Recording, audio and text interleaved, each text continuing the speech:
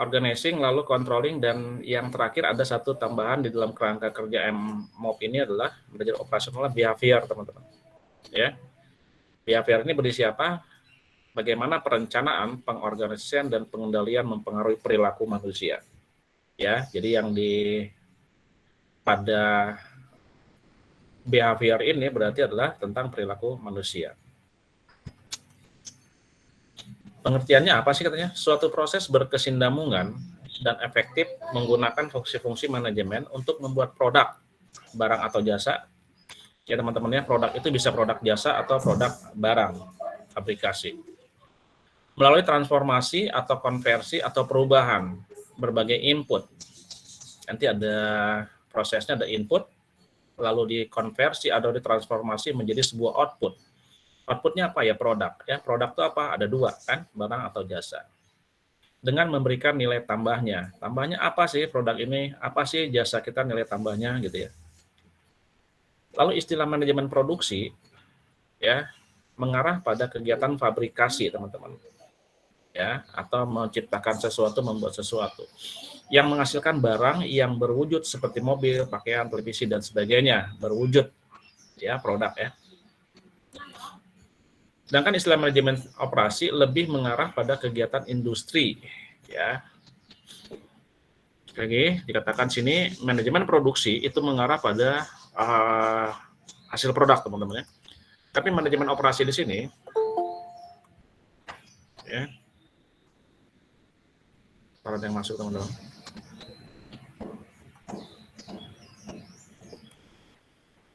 Manajemen operasi lebih mengarah kepada kegiatan industri jasa, ya. Tadi produksi produk, ini jasa, seperti jasa dokter, konsultan, transportasi dan sebagainya. Tetapi di dalam perkembangannya, ya seiring dengan perkembangan perekonomian, maka penggunaan kedua istilah ini sudah tidak dapat dibedakan lagi, teman-teman. Ya, manajemen operasi dan manajemen produksi. Jadi sudah tidak dapat dibedakan lagi, karena apa? Sama-sama digunakan dengan pengertian yang sama dalam kegiatan fabrikasi atau jasa. Kenapa? Karena produk itu kan bisa, produksi itu kan bisa produk atau jasa. Ya, jadi sudah apa ya? Sudah tidak dapat dibedakan lagi. Lalu sumber daya itu yang dibutuhkan dalam manajemen operasional ada 6M plus 1, teman-teman. 61I ya, ini sorry ya. Bukan 1 tapi 6 plus I. 6M-nya apa? Man, lalu yang kedua materials, money, mesin, market pasar ya teman-teman ya. Lalu metode dan information, I-nya informasi. Kenapa ditambah I? Karena sekarang sudah zamannya sistem informasi, teman-teman. Ya, di mana sekarang perkembangan teknologi informasi sangat mempengaruhi terhadap yang namanya sumber daya itu. Kita nggak bisa membuat sebuah produk, tidak bisa memberikan jasa yang baik, tidak bisa mengolah sebuah bahan baku menjadi barang jadi kalau kita tidak punya informasi. Informasi itu apa? Banyak sekali, teman-teman. Ya, informasi yang kita dapatkan dari searching internet, gitu ya, atau informasi yang didapat dari lingkungan. Jadi informasi sangat berpengaruh sekarang. Oh, produk itu lebih bagus deh. Kenapa? Ini. Oh, informasi ini seperti ini. Jadi ya, ada satu item lagi yang disebut informasi ini. Sekarang peranannya apa sih si MOP ini? Salah satu fungsi utama organisasi adalah manajemen operasi, teman-teman. Oke. Lalu apa lagi katanya? Bagian yang paling banyak mengeluarkan biaya. Ya. Nggak sedikit, teman-teman, di bagian produksi itu. Kalian bisa bayang di produksi ya beli bahan bakunya, orangnya, ya lemburnya gitu ya, biaya operasionalnya, listriknya, wah semua. Jadi dikatakan bahwa bagian yang paling banyak mengeluarkan biaya sudah pasti, teman-teman, di produksi ini. Lalu hampir di atas 50% perusahaan ditangani oleh bagian produksi. Ya, kalian bisa lihat misalnya di bagian akunting, di bagian pajak di perusahaan, berapa orang sih? Bisa dihitung ya. 2-3 orang. Tapi kalau produksi 2 orang atau 3 orang apa? Mabok, teman-teman. Ya, seminggu kerja 2 orang 3 orang, produksi banyak, wah bisa pada sakit semua teman-teman ya. Jadi katanya hampir di atas 50%. Lalu mayoritas aset atau harta, bisa pabriknya itu sendiri, peralatan dan persediaan di bawah penanganan manajer produksi teman-teman. Manajer produksi itu memegang seluruh aset perusahaan. Makanya sangat esensial ya manajemen ini. Apalagi dikatakannya, mengapa peranan manajemen operasi itu kepuasan konsumen, kualitas dan on-time delivery, ya berasal dari produksi. Bagaimana hasil produksinya, kualitasnya baik atau belum? Ya, perlu ditingkatkan atau dipertahankan. Lalu bagaimana pelayanan kita terhadap pengantaran? Ya. Apa yang dikerjakan oleh manajer produksi operasi? Inilah peranan penting dari sebuah manajemen operasi, teman-teman. Inilah ya, banyak sekali yang ditangani sama dia. Lalu dengan adanya seperti itu, tantangan masa kini seperti apa? Ini yang menjadi tantangan masa kini, teman-teman. Ya, perusahaan-perusahaan besar atau perusahaan-perusahaan yang ingin survive, yang pertama apa? Being better. Ya. Lalu apa lagi? Being faster, being cheaper, and the last one being more agile, teman-teman ya. Ini kayaknya tidak perlu dihitung lagi. Kenapa? Ini sudah pasti ya. Bagaimana menjadi yang terbaik? Bagaimana menjadi yang tercepat? Ya, apalagi sekarang perusahaan-perusahaan jasa kurir, teman-teman, selalu memberikan kecepatan ya dan garansi produknya bahwa akan sampai dengan selamat. Lalu being cheaper, ya. Bagaimana dia menjadi produk yang murah, tapi bukan murahan, teman-teman. Beda ya. Artinya dia bisa menjadi sesuatu harga yang lebih murah dibanding saingannya, tapi bukan barang murahan. Lalu yang being more agile ini adalah, teman-teman, ini bahasanya kalau kalian lihat itu adalah lincah, teman-teman. Gesit ya. Jadi harus seperti itu sekarang sebuah perusahaan. Jadi harus melihat 4 faktor ini. Ya, menjadi lebih baik, menjadi lebih cepat, menjadi lebih murah, dan menjadi lebih lincah. Untuk bisa survive dalam situasi dan kondisi seperti itu, katanya organisasi harus mempunyai keunggulan kompetitif atau yang disebut dengan competitive advantage. Ya, kita sudah pelajari itu ya, teman-teman ya. Bagaimana kita harus mencari keunggulan kompetitif kita. Bagaimana kita mempunyai keunggulan di dalam bersaing dengan pesaing-pesaing kita. Itu sudah kita pelajari.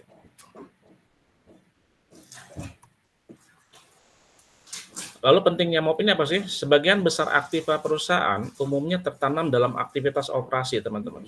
Yang dikatakan tadi ya, hampir di atas 50% tertanam di produksi. Alat-alat nggak murah ya, teman-teman ya. Apalagi belinya dari luar negeri, harus impor kita.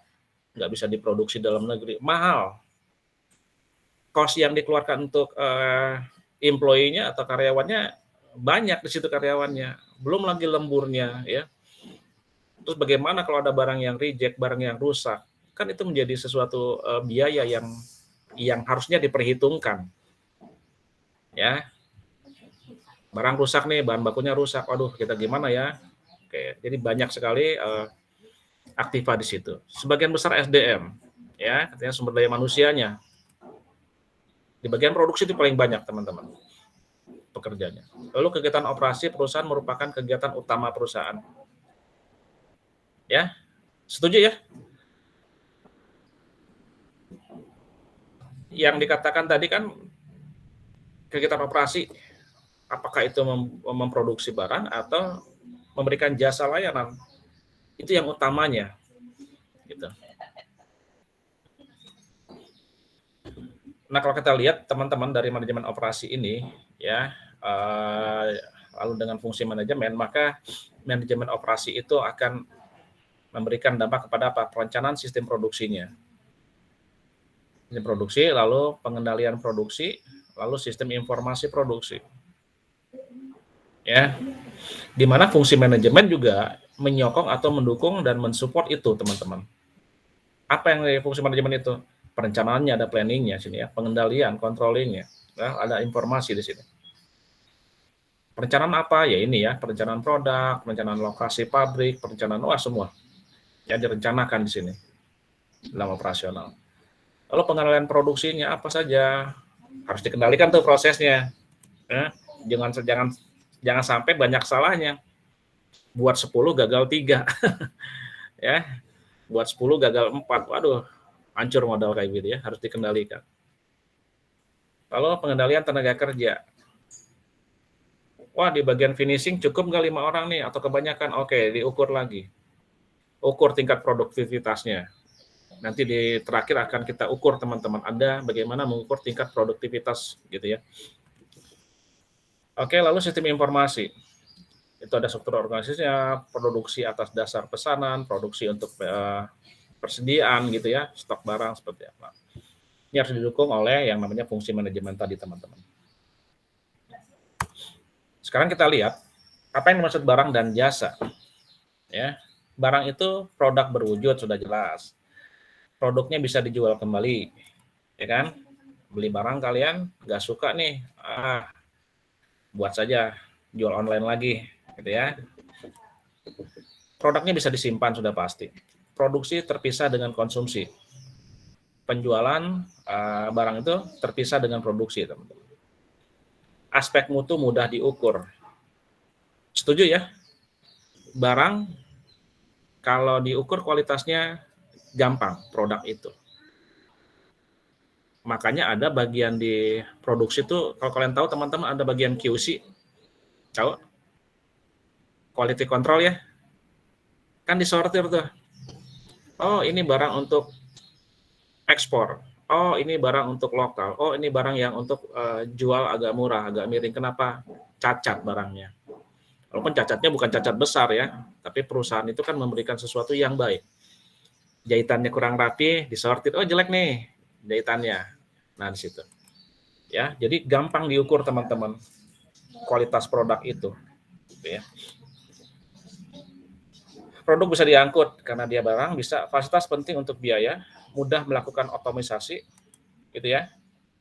Pabrik-pabrik sekarang kan otomisasi teman-teman ya. Pabrik itu nggak manual lagi. Oh, masuk sini kerjakan, masuk sini kerjakan. Udah otomatis. Jadi sebuah otomatisasi. Penerimaan dihasilkan dari produk, penjualan produk, jelas. Lalu jasa itu apa? Produknya tidak berwujud, ya abstrak, nggak ada bentuknya seperti apa. Bagaimana wujud dari sebuah senyuman? Bagaimana wujud dari sebuah ucapan terima kasih? Nggak bisa. Bahkan ucapan terima kasih, senyum itu kan bagian dari suatu pelayanan jasa ya, betul ya teman-teman ya? Ya, oke. Banyak jasa tidak bisa disimpan. Produksi dan konsumsi bisa secara simultan, ya, terus-menerus. Banyak aspek mutu sulit diukur, teman-teman. Bagaimana kita mengukur tingkat kepuasan? Walaupun sekarang bisa ya, tapi tidak menjadi sesuatu yang valid. Bagaimana kalian bisa mengukur tingkat senyum orang, tulus atau tidak? Bagaimana kalian bisa mengukur keramahan saya di dalam melayani pelanggan? Sulit. Tolak ukurnya apa? Sulit. Gitu ya. Hanya bisa paling saya merasa senang, saya nggak puas gitu ya. Kalau jasa itu interaksi dengan pelanggan tinggi teman-teman. Kenapa? Karena jasa itu yang langsung dirasakan oleh konsumen. Berarti interaksi dengan pelanggannya sangat tinggi. Penyedia, dia penyedia sifatnya bukan produk, ya, bukan produk yang bisa diangkut. Sulit untuk melakukan otomisasi. Bisa kalian, ya, orang nih diotomatisasi. Pertama ucapkan salam, senyum, terima kasih, bisa nggak dibuat programnya untuk masuk manusia? Kan sulit, ya, nggak bisa diotomatisasi. Penerimaan dihasilkan dari kumpulan jasa. Kalau tadi jual produk, kalau di jasa dia adalah hasil dari sebuah jasa atau pelayanan.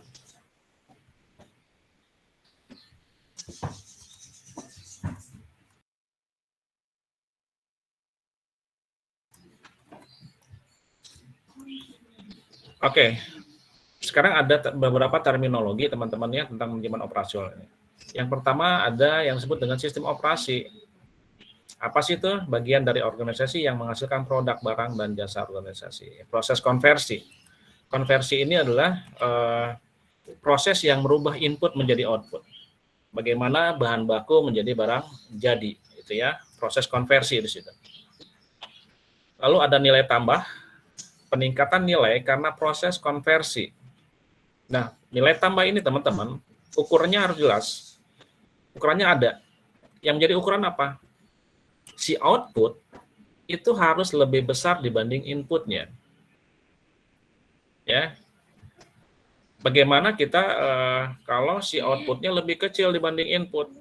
Bagaimana penjualan kita lebih kecil dibanding bahan baku kita, produk kita, produksi kita? Bangkrut teman-teman. Ya, jadi minus. Lalu ada lagi namanya random fluktuasi. Fluctuation ya teman-teman ya. Pengaruh lingkungan yang tidak dapat dikendalikan. Jadi terjadi fluktuasi harga yang tidak menentu, teman-teman. Kita sudah pernah pelajari itu. Apa yang bisa menyebabkan itu? Kondisi politik, kondisi hukum, lingkungan budaya yang membuat fluktuasi harga bisa turun naik. Ya. Lalu umpan balik, informasi dalam proses kontrol yang memungkinkan bagi manajemen untuk memutuskan apakah kegiatan organisasi memerlukan penyusunan atau tidak. Semua kegiatan tidak hanya di dalam pemasaran atau dalam manajemen teman-teman, feedback itu selalu ada. Ya, pada saat kalian kuliah, misalnya dikasih feedback. Feedbacknya apa? Dalam bentuk misalnya, oke, apa yang menjadi kesimpulan kalian dalam mata kuliah ini? Itu feedback teman-teman. Feedback itu selalu muncul dimanapun situasinya, apalagi dalam sebuah perusahaan. Ini sangat penting untuk apa sih kira-kira? Kalau untuk perusahaan kira-kira feedbacknya untuk apa? Zul, tahu nggak Zul? Kenapa perusahaan perlu feedback? Terus apa sih fungsinya feedback ini bagi perusahaan? Coba. Kita coba perusahaan jasa deh, Zul. Kira-kira apa Zul? Mungkin untuk mengukur kepuasan pelanggan. Mengukur tingkat kepuasan pelanggan ya? Ya. Betul sekali ya Zul ya. Jadi kalau misalnya di perusahaan jasa, feedbacknya apa sih? Ya, oh diminta nih, ya. Apakah Bapak Ibu puas atas pelayanan kami? Apakah produk yang kami pasang, misalnya gitu ya, jasa ini apakah sangat memuaskan? Apakah ada saran gitu kan? Itu adalah kan feedback teman-teman semua. Supaya apa? Si pemilik perusahaan itu tahu, oh ini kurangnya di sini kita nih. Oh tambahnya kita harus tambahkan di sini. Pelayanan kita misalnya kurang sempurna. Di produk juga sama. Apakah produk kami cukup tahan? Ya, artinya cukup secara kekuatannya cukup baik. Apa dari waktu hidupnya, lifetime-nya cukup baik, itu menjadi sebuah ukuran yang harus dipantau terus oleh perusahaan agar menjadi sesuatu yang lebih baik lagi, teman-teman. Gitu ya, Zul tadi ya, sangat betul ya. Bahwa untuk mengukur tingkat kepuasan pelanggan, ada feedback itu. Kalau ada teknologi sudah pasti ya. Teknologi sekarang tidak bisa lepas dari yang namanya perusahaan, teman-teman. Nah, kalau dilihat ya kegiatan operasional itu ada input, teman-teman ya. Input, lalu ada proses transformasi atau konversi di sini dan menjadi sebuah output. Inputnya apa? Misalnya di bagian produksi barang, bahan baku. Proses transformasi dirubah tuh. Ya, misalnya masuknya inputnya karet mentah.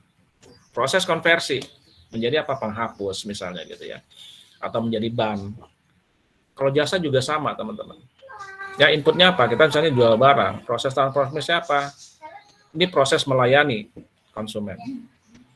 Outputnya apa? Kita mendapatkan sesuatu dari situ. Apakah itu uang jasa, dan seterusnya ya. Ini prosesnya input, proses transformasi, atau di sini proses perubahan yang terjadi dari input menjadi output. Bagaimana output itu menjadi sebuah umpan balik, bagaimana juga si proses transformasi itu menjadi umpan balik. Contoh ya, Dikatakan gini, contoh tadi karet ya teman-teman ya, karet mentah. Feedbacknya pada jadi input. Pada saat si karet mentah ini masuk ke bagian produksi ya, lalu orang produksi ngolah nih, ternyata input karet mentahnya ini, bahan mentahnya ini kurang baik teman-teman. Lalu dikasih tahu nih sama orang produksi, ke bagian gudang atau bagian pembelian, Pak ini dikasih feedback ya on balik, Pak ini kualitas karetnya sangat kurang baik. Lihat ini terjadi pecahan-pecahan retakan pada ban yang sudah saya buat, misalnya gitu bagian produksi buat. Itu menjadi sebuah umpan balik. Oh iya, berarti nanti bagian pemasaran akan memikirkan, oh jangan kita beli lagi lah ke vendor yang itu ya, kita cari lagi nih vendor baru yang kualitas karet seperti itu. Nah itu teman-teman ya. Jadi proses umpan balik dari output ada, dari proses ada, dan itu menjadi sebuah input yang baru teman-teman. Itu menjadi sebuah siklus ya, sebuah siklus. Oke, kita lanjut lagi. Model manajemen operasi. Ini tetap ada teman-temannya, ada input, proses kompresi atau transformasi sini lalu outputnya. Di mana yang terjadi apa? Ada perencanaan yang tadi ya di awal teman-teman, planning, ada organizing-nya, lalu ada controlling-nya. Controlling ini di mana? Ini lebih banyak pada di proses konversi ini teman-teman. Bagaimana membuat sesuatu dengan kualitas yang baik harus dikontrol. Lalu sebelum proses konversi itu ada direncanakan dulu nih, ya. Lalu sebelum dikeluarkan ada proses organisasi dulu situ, ya, job desainnya, gitu ya, worknya, pendekatannya, measurementnya, atau pengukurannya seperti apa. Karena yang tadi saya katakan, untuk sebelum dipasarkan teman-teman, maka itu kan harus ada dulu measurementnya atau pengukurannya. Pengukurannya apa, dalam bentuk apa? Quality control. Jangan langsung dilepas nih ke pasaran ya tanpa disortir. Oke, nah di dalam proses konversi ini yang dikatakan tadi ada random fluktuasi teman-teman. Fluktuasi yang bisa sewaktu-waktu berubah. Kita jual harga ban misalnya ya, kita tadi ya karet jual harga ban misalnya 500.000 per ban satu ban. Ternyata terjadi fluktuasi harga yang sangat tinggi. Harga karet naik teman-teman. Aduh gimana ya? Nggak mungkin lagi kita dengan biaya produksi bahan baku, nggak mungkin jual 500.000 lagi. Gitu ya. Sama halnya teman-teman ya, berita yang lagi santer pada ini kenaikan bahan sembako ya teman-teman ya. Gitu kan? Fluktuasi, misalnya harga telur 32.000 sampai ke 32.000. Proses transformasi akan terjadi nggak teman-teman? Telur menjadi kue, roti gitu ya. Maka kan akan terjadi perubahan di situ. Proses transformasi harga juga bisa bermain. Harga telur tinggi, diproduksi menjadi sebuah roti atau kue atau apapun itu, pasti nggak mungkin dong dengan harga yang sama lagi ya. Itu yang termasuk dengan fluktuasi yang tidak menentu teman-teman, harga itu. Yang mengakibatkan outputnya juga akan berubah sesuai dengan fluktuasi itu. Ya. Fluktuasi itu kan teman-teman ya, turun naiknya harga yang tidak terkendali teman-teman. Gitu ya, turun naik. Nah ini model manajemen operasi lagi. Contohnya, inputnya ada manusia, mesin, material, modal, metode, dan energi. Ditambahkan informasi lagi teman-teman ya di sini. Lalu ada dia masuk ke proses transformasi, sebenarnya sama tadi teman-teman ya. Tapi inputnya sudah dibuat di sini apa saja, lalu outputnya barang atau jasa. Nah ini contohnya, inputnya manusia, proses transformasi bagaimana? Kalau inputnya manusia,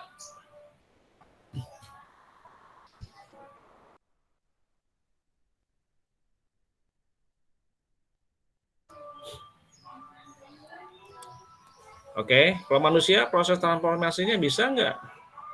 Ya, manusia jadi transformer gitu ya, berubah jadi robot. Tidak, tapi akan menjadi sebuah transformasi yang disebut dengan jasa teman-teman. Inputnya manusia nih. Manusia depan, oke Pak, saya bantu apa ini gitu ya.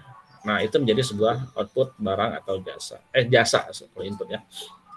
Kalau modal mungkin bisa menjadi produksi ya, metode bisa menjadi produk atau jasa, material sudah pasti akan menjadi sebuah barang gitu ya. Mesin bisa menjadi sebuah produk juga barang.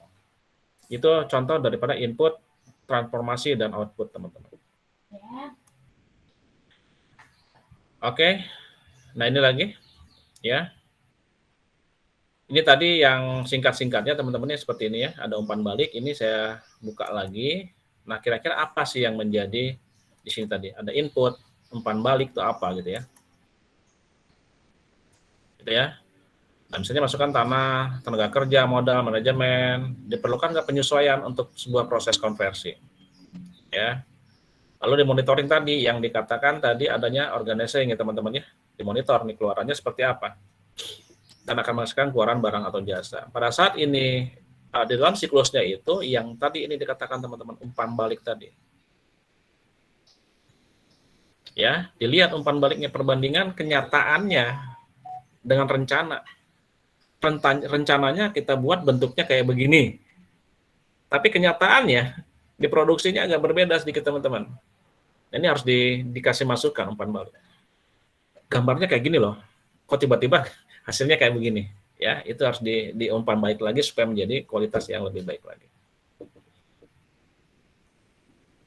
Oke, kalau di toko swalayan teman-teman, ini ya, saya ambil toko swalayan sebenarnya banyak sekali sistem operasi. Bisa swalayan, bisa sekolah, bisa misalnya fasilitas umum, gitu ya, atau bisa ke pabrikasi, itu bisa teman-teman ya. Tapi saya akan kasih ke toko swalayan saja dulu. Inputnya apa? Lahannya harus ada, tenaga kerja, bangunan, peralatan, manajer toko, ya. Nah, lalu di proses konversi teman-teman. Apa saja proses konversi ini? Karena dia toko teman-teman, berarti dia kan bukan pabrikasi ya.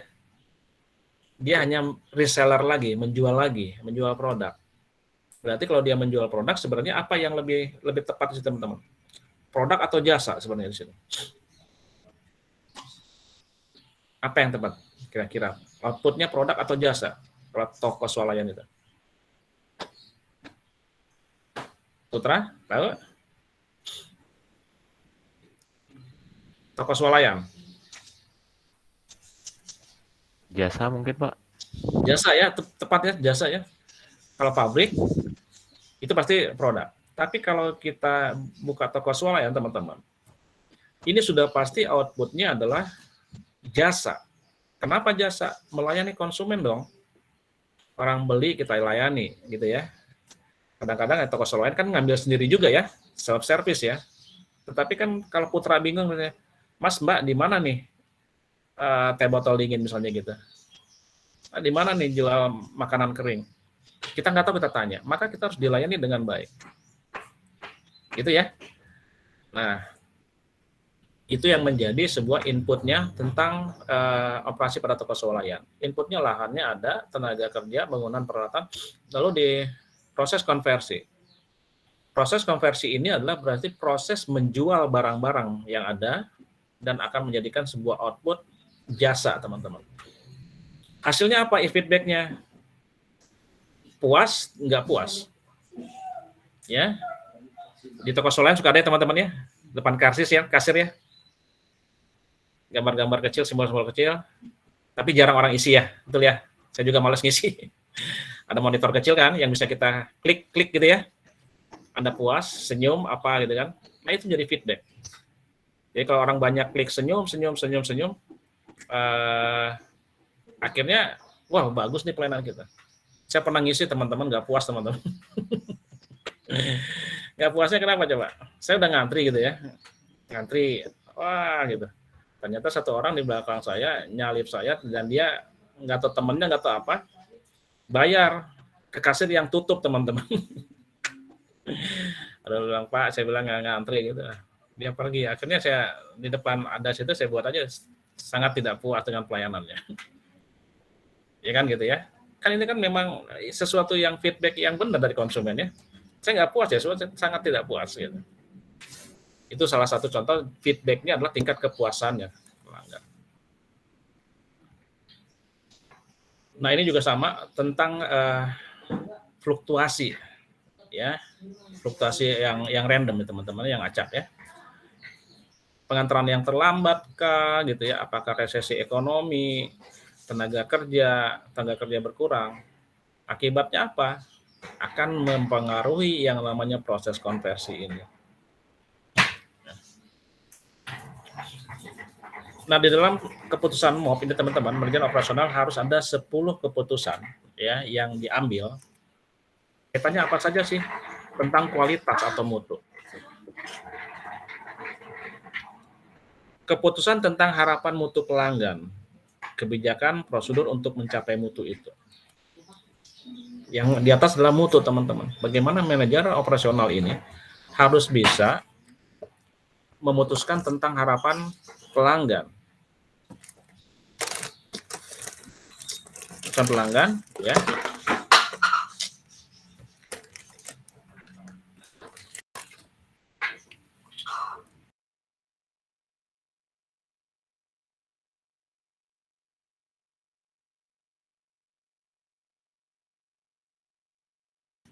Nah, teman-teman, ini kayaknya ada gangguan sinyal tadi. Mutu, ya. Berarti harus diambil tentang sebuah keputusan tentang mutu itu sendiri. Lalu desain barang atau jasa. Keputusan mutu, biaya dan sumber daya manusia berinteraksi dengan desainnya, teman-teman. Ya, sekali lagi bahwa ini kan banyak berhubungan dengan produksi, teman-teman. Maka pada saat mengambil keputusan membuat sebuah desain produk, itu juga sangat penting. Yang ketiga, desain proses dan kapasitasnya. Keputusan proses terkait dengan teknologi, mutu, pemanfaatan dan pemeliharaannya. Ya, ini yang berhubungan dengan produksi. Lalu seleksi lokasi. Keputusan lokasi menentukan keberhasilan organisasi. Ya, pada saat kalian misalnya buat sesuatu usaha, teman-teman, di dalam manajer operasional itu harus melihat cocok nggak, strategis nggak di lokasi ini.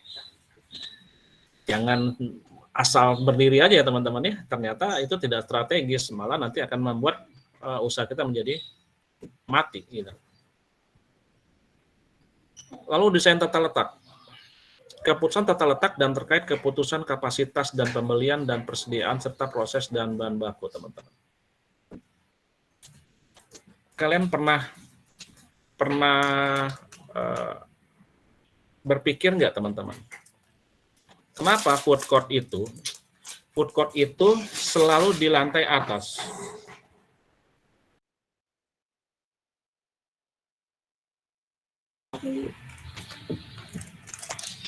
Siapa yang pernah berpikir kenapa food court itu atau makanan itu pojok makanan itu ada di lantai atas, teman-teman, nggak pernah di lantai bawah? Izin menjawab, Pak. Oke, Gio, silakan. Mungkin bau atau aroma masakan biar tidak menyebar ke area lain, Pak. Jadi aroma masakan nggak menyebar ke area lain gitu ya? Aduh, betul, Gio ya. Kayaknya ya kalau di bawah langsung menyebar, orang pengen makan gitu ya. Oke. Yang lainnya bisa jawab nggak? Izin menjawab, Pak. Oke, Zahra, kenapa? Mungkin karena pelanggan dipersilahkan untuk belanja yang lain dulu, terus kalau lapar adanya di paling atas gitu, Pak. Tadi Gio takut aroma masakannya menyebar ya langsung ya. Lalu Zahra bilang oke, biar orang muter-muter belanja dulu ya gitu ya, Zahra ya. Ya, Pak. Oke. Dan lagi, kalau kamu Zul gimana, Zul? Kira-kira kenapa ya dibuat di atas ya? Ribet kan kalau kita mau makan ke atas gitu ya? Kira-kira kenapa ya?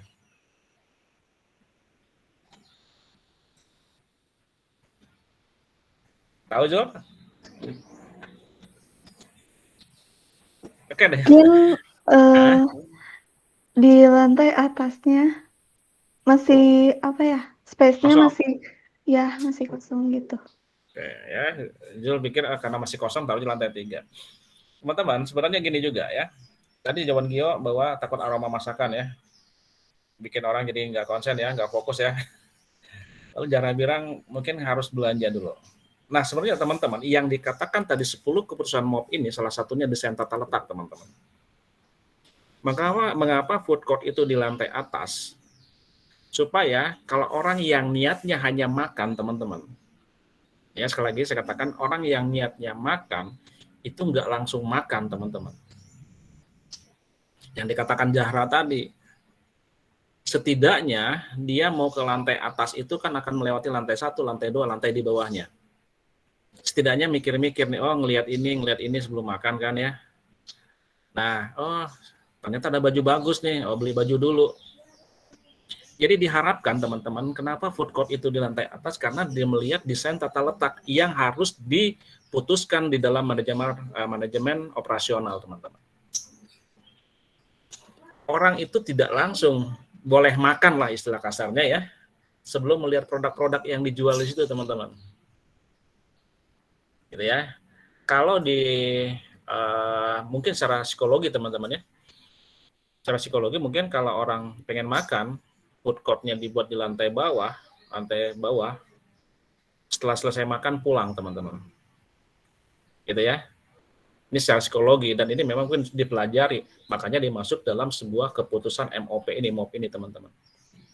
Berarti pada saat orang ingin hanya makan saja, dia harus melewati produk-produk yang dijual di lantai di bawahnya, naik ke atas. Ya. Setelah makan, setidaknya kan turun lagi ya teman-teman ya. Turun lagi kan ke lantai bawah, dia melihat lagi. Siapa tahu dari proses dia naik ke food court dan turun lagi dari food court itu membeli barang, teman-teman. Makanya dibuatlah desain tata letak food court itu di bagian atas, teman-teman. Ya. Jadi ini termasuk dalam sebuah keputusan yang diambil oleh manajerial operasional, teman-teman. Gitu. Lalu yang keenam, manusia dan sistem kerja. Keputusan tentang kehidupan mutu kerja, bakat, keahlian, dan biaya. Nah, manajer operasional juga harus tahu, paham ini. Ya. Lalu manajemen dan rantai pasokan. Rantai pasokan kalau kalian lihat di beberapa literasi di Google, ini juga disebut dengan supply chain, teman-teman ya, rantai pasokan ini. Keputusan tentang apa yang akan dibuat dan apa yang akan dibeli terkait dengan mutu. Ini tentang supply chain ini, rantai pasokan. Ini yang harus juga dipahami. Ya, makanya tadi yang kita katakan tadi teman-teman, contoh tadi yang saya katakan. Pak, ini karet yang ban yang kita produksi ternyata kurang bagus. Kenapa kurang bagus? Prosesnya sama, gitu ya. Tetapi karena bahan bakunya, inputnya yang berbeda, kurang baik, maka menghasilkan sesuatu yang kurang baik. Produknya nggak bagus gitu. Maka ini harus diambil dalam keputusan MOP ini bagaimana tentang supply chain ini, teman-teman, rantai pasokan ini. Apakah kita harus merubah vendor, gitu ya? Atau vendor yang sama kita kasih tahu nih kemarin jelek nih barangnya nih, karetnya gitu. Oke, seperti itu ya tentang supply chain atau rantai pasokan. Lalu tentang persediaan juga. Keputusan ini terkait dengan supply, keputusan pelanggan, pemasok, jadwal, dan perencanaan SDM-nya. Ya, ini tentang keputusan pelanggannya, apakah baik itu tingkat kepuasan atau tingkat keterkaitan dengan produk kita, teman-teman. Ya, kadang-kadang ada orang yang misalnya branded-minded ya, teman-teman ya. Dia hanya melihat yang penting saya pengen pakai merek ini aja terus gitu. Dia merek-minded, dia pokoknya pakai merek ini ya, pengen senangnya gitu. Nah, itu juga harus diambil sebuah keputusan. Oke, lalu tentang pemeliharaan. Keputusannya terkait dengan tingkat pemeliharaan yang diinginkan. Sekali lagi teman-teman, yang dikatakan di awal bahwa manajer operasional itu termasuk di dalam pemeliharaannya, maintenance-nya. Kenapa? Produksi itu adalah sesuatu yang sangat besar cost-nya, biayanya. Yang besarnya apa? Mesinnya juga mahal-mahal ya, bisa ratusan juta, mungkin miliar. Dan itu kalau nggak diurus bagaimana kan gitu ya? Atau tidak dipelihara, tidak dilakukan servis rutin atau seperti apa. Oke teman-teman, kita masuk lagi ke slide ke-24. Nah ini yang terakhir dari tanggung jawab seorang di dalam manajer operasional, teman-teman, yang disebut dengan produktivitas. Ya, makanya tadi yang saya katakan, cukup nggak 5 orang di bagian produksi? Kurang kita tambah, kalau lebih kita kurangin.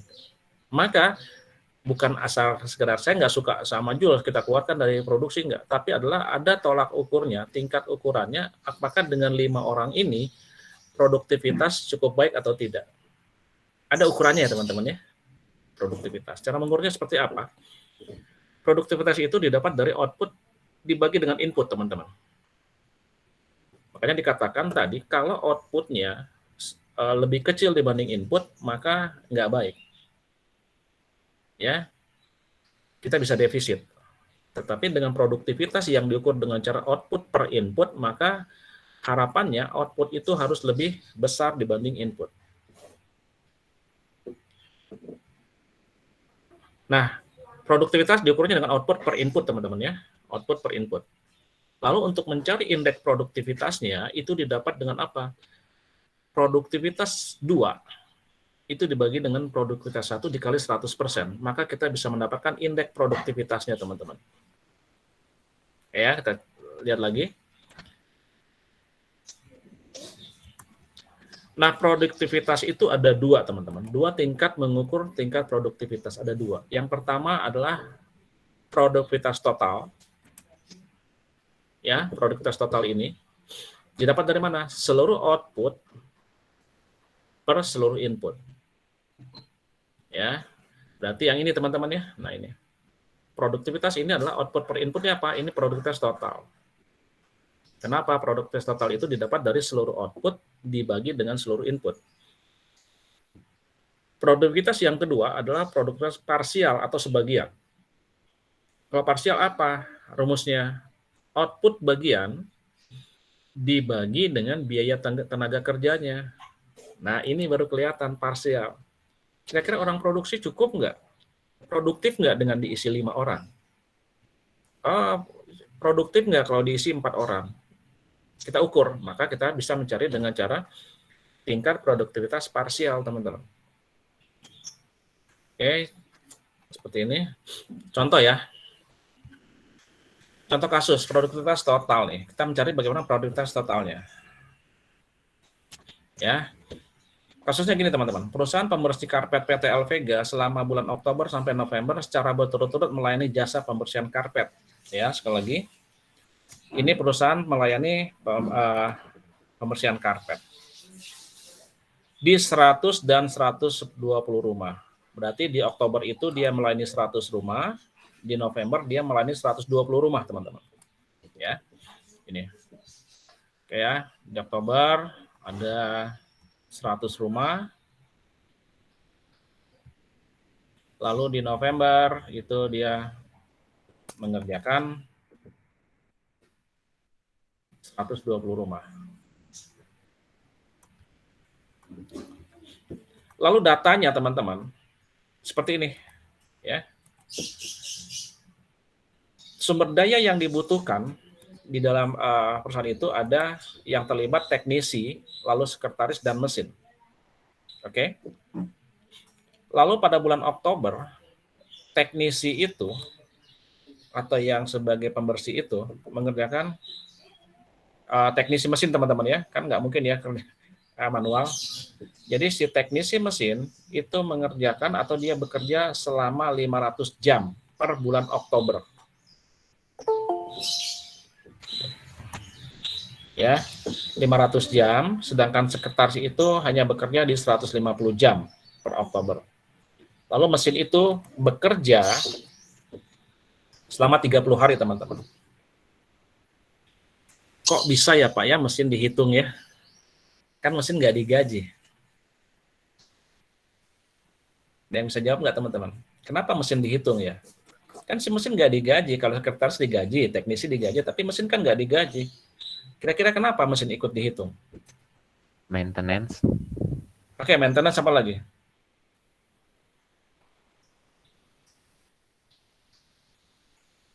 Biaya perawatan perbaikan. betul ya? Apalagi Putra? Biaya perbaikan, Pak. Ya, berarti kan perbaikan itu kan sama dengan maintenance ya. Perawatannya ya, perawatan apakah perlu diperbaiki alatnya atau diservis atau bagaimana. Selain itu ada lagi nggak kira-kira? Mungkin biaya listrik yang digunakan, Pak. Oke, Zahra, biaya listriknya ya. Kan mesin tuh bekerja pakai listrik gitu ya. Nah, itu yang seharusnya yang harus diperhitungkan teman-teman.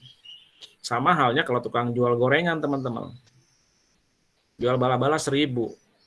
Kan dihitung tuh terigunya berapa, tepungnya kan. bumbunya berapa, terus bahan bakunya berapa, minyak gorengnya yang digunakan berapa, gas yang digunakan berapa, betul nggak? Kan itu harus diperhitungkan akan menjadi sebuah namanya harga pokok. Sama, jadi ini juga sama teman-teman. Kenapa mesin dihitung? Karena tadi yang dikatakan Putra. Oke, mesin itu butuh perawatan. Lalu kita katakan Zahra juga, ya mesin itu butuh listrik. Maka ini menjadi yang disebut dengan biaya operasional, teman-teman. Gitu ya. Nah, mesin harus dihitung karena dia menjadi biaya operasional. Lalu, si teknisi ini dalam Oktober 500 jam, teman-teman, dia biaya atau per unitnya 10.000 per jam, teman-teman. Ya, per unit.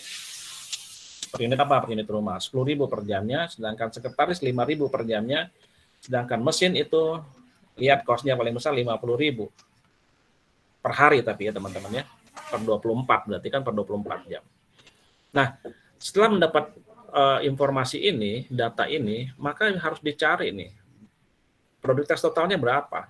Dengan ada satu teknisi, satu sekretaris, dan sebuah mesin. Oke ya. Kita lihat perhitungannya teman-teman. Produktivitas total untuk bulan Oktober, seluruh output dibagi seluruh input. Maka untuk produktivitas total Oktober itu teman-temannya 100 rumah ya. Maka dicari 100 rumah seluruh output dibagi dengan inputnya. Yang dikeluarkan juga kan ya. 500 jam dikali 10.000 per jamnya ditambah ini 150 jam dikali 5.000 per jamnya ini untuk teknisi ya teman-teman ya. Lihat ya, teknisi 10.000. Oke. Ini untuk teknisi, ya sekretaris dan mesin teman-teman. Karena ada 3 operasional yang keluar. Teknisi, sekretaris dan mesin. Maka kalau didapat berarti 100 rumah per 5 juta ditambah 750.000 ditambah 1.500.000.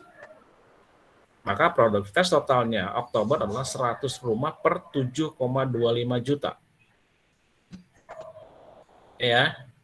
Ini untuk mencari total produktivitas teman-teman. Maka produktivitas total Oktober 13,79 rumah per juta rupiah teman-teman. Ya. Oke ya, seperti itu ya. 13 anggaplah 13,7 14 rumah per 1 juta rupiah. Ya, ini untuk Oktober. Sekarang kita lihat untuk November sama saja. Ya. Tinggal dilihat berapa input untuk November, lalu di bawahnya sama gitu ya. 170 jam oh enggak, ya ada waktunya berbeda sini. Lalu produktivitas totalnya adalah 120 per 8.350, 8,35 juta. Maka didapatkan produktivitas total November 14,37, yang di Oktober 13,79 teman-teman. Kita anggap 14, yang ini anggap 15. 14 juga ya, 14,37. Oke. Ini dapat lah ini. Ya. Dapat segitu. Kira-kira cukup nggak? Atau kira-kira ketutupan nggak dengan perhitungan ini gitu? Nah, kita lihat lagi teman-teman, indeks produktivitasnya. Indeks produktivitas adalah produktivitas 1 per produktivitas 1, 2 per 1, dikali 100%. Produktivitasnya harus yang paling akhir teman-teman, November per Oktober. November Oktober dikali 100%, maka 14,37 rumah per juta rupiah per 13,79 rumah per juta rupiah dikali 100%. Maka indeks produktivitasnya teman-teman, dengan kondisi seperti itu, kita dapatkan 104,2% indeks produktivitasnya. Oke. Ya teman-teman, ini kok ini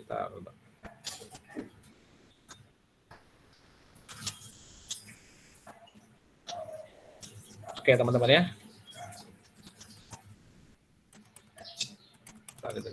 Slide-nya mana?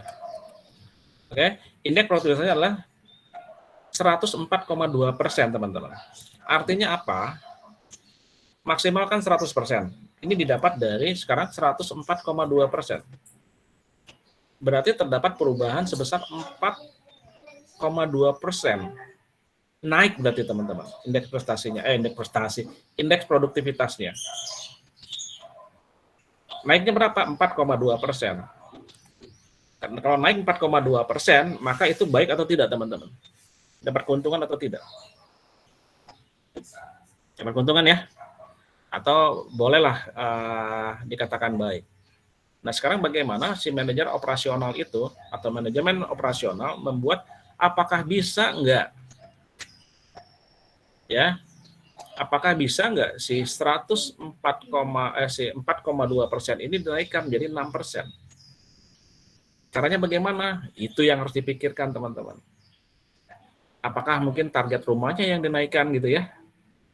Atau harus mencari pelanggan baru lagi, rumah-rumah pelanggan baru lagi untuk mendapatkan rumah-rumah yang baru lagi, bukan hanya 100 di 120, mungkin jadi naik 120 per 160 gitu, per tiap bulannya naik. Nah, itu yang harus dipikirkan teman-teman. Ya. Nah, itu tadi indeks produktivitas teman-teman. Sekarang bagaimana tentang produktivitas parsial? Produktivitas parsial berarti adalah apa? Perbagian teman-teman ya. Bagian produksi suatu perusahaan membuat pesawat handphone rata-rata berhasil merakit 750 set per hari. Oke. 750 set itu apa? Itu dikerjakan oleh 125 orang, teman-teman. Ya.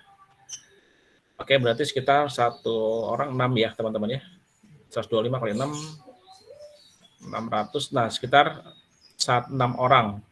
Satu orang itu mengerjakan atau menghasilkan 6 set per hari. Maka dikatakan gini, produktivitas parsialnya bagaimana?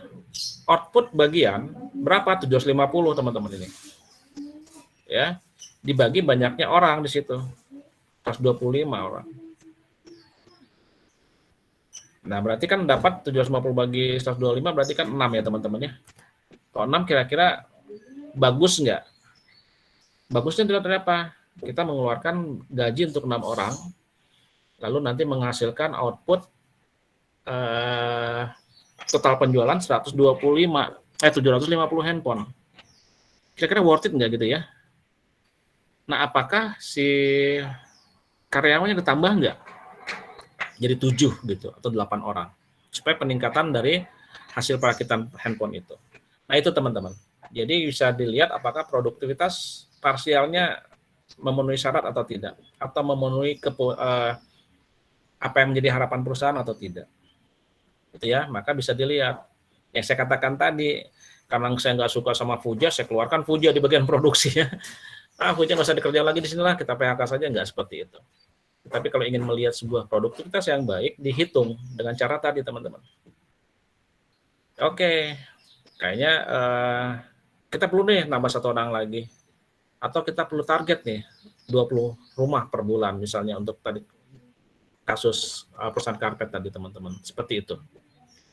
Itu ya. Jadi ini yang kita pelajari pada hari ini tentang manajemen operasional teman-teman.